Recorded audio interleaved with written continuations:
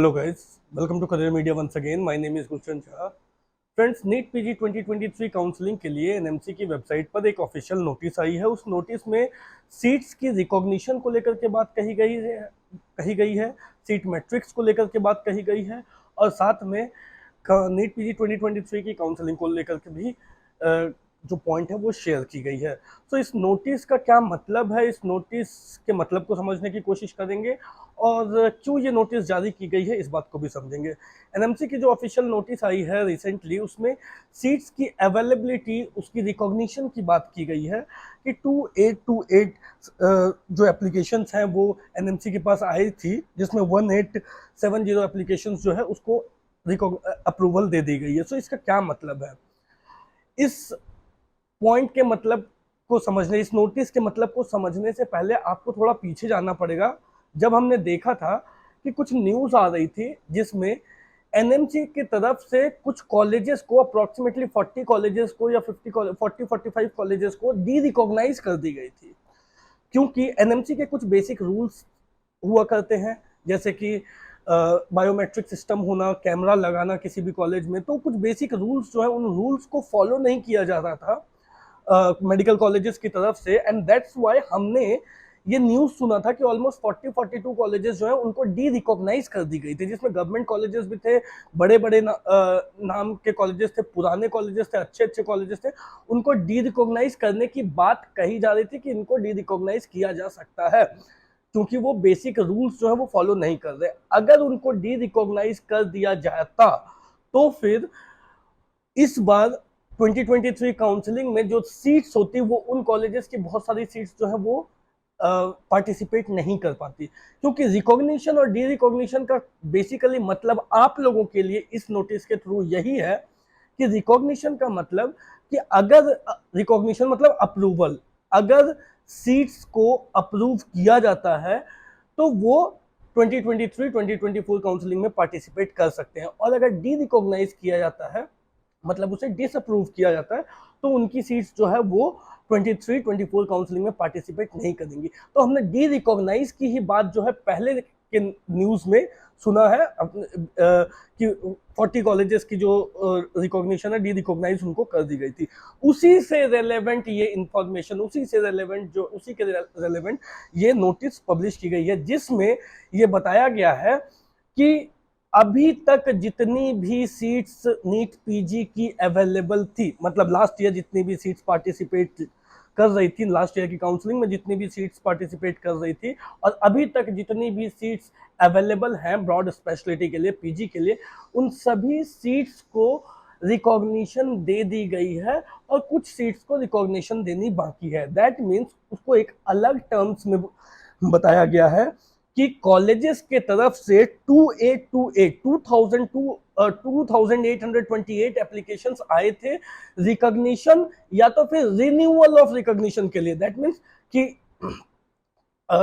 जो 2828 एप्लीकेशंस आए थे कि उनको अप्रूव किया जाए, उनको अलाउ किया जाए कि उनकी जो ब्रांचेस की सीट्स है वो 2023-2024 एप्लीकेशन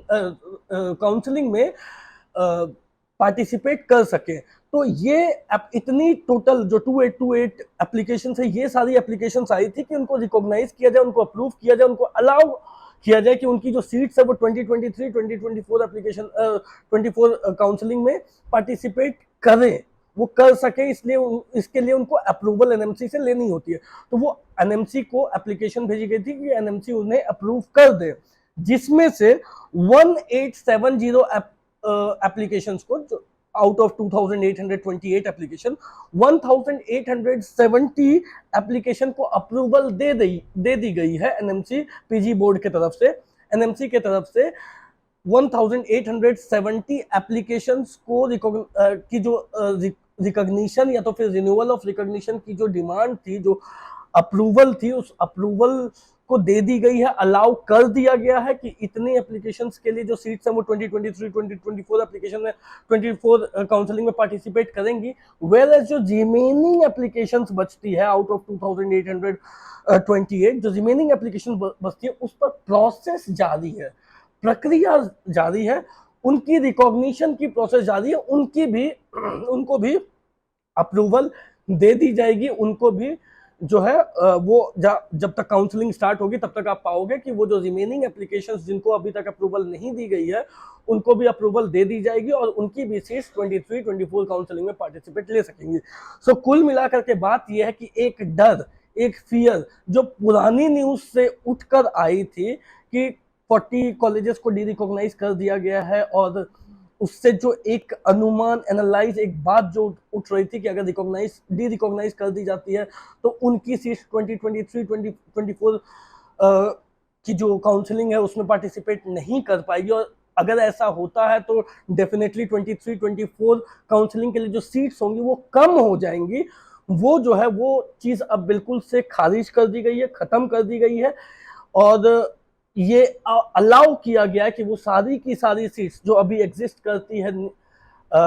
नीट पीजी के लिए, वो सारी की सारी सीट्स 2023-2024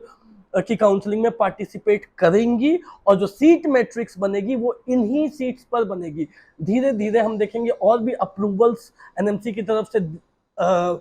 जो है रिमेनिंग एप्लीकेशंस की जो अप्रूवल्स है वो दी जाएंगी, और जो सीट्स हैं वो उन पर उनमें जो है वो ऐड होती चली जाएंगी। तो ये कहीं ना कहीं एक बहुत अच्छी news, favourable news, positive news है 2023-2024 काउंसलिंग के पॉइंट ऑफ व्यू से,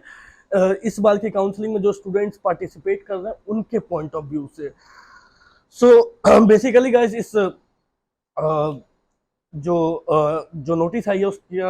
उसकी जो मीनिंग है वो यही है। सो और इसमें एक बात जो है वो पॉइंट आउट की गई है कि अब जो है वो काउंसलिंग जल्द ही स्टार्ट हो सकती है। सो ये भी चीज़ इस नोटिस में मेंशन की गई है। सो हम देख सकते हैं कि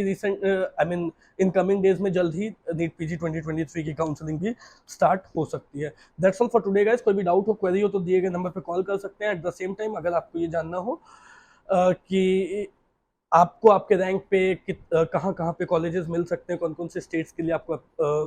फॉर्म फिलअप करनी चाहिए, काउंसलिंग को अटेंड करनी चाहिए, वहाँ की फीस कितनी हो सकती है, बॉन्ड कितनी है, स्टाइपेंड कितनी मिलती है, तो इस तरीके की सभी डिटेल्स आपको करियर मीडिया की ऑफिशियल वेबसाइट www.careermedia.ai पे मिल जाएगी। और यदि आप करियर मीडिया से पेड सर्विसेज लेना चाहते हो तो आप हमें कॉल करके इंक्वायर कर सकते हो। Thank you so much.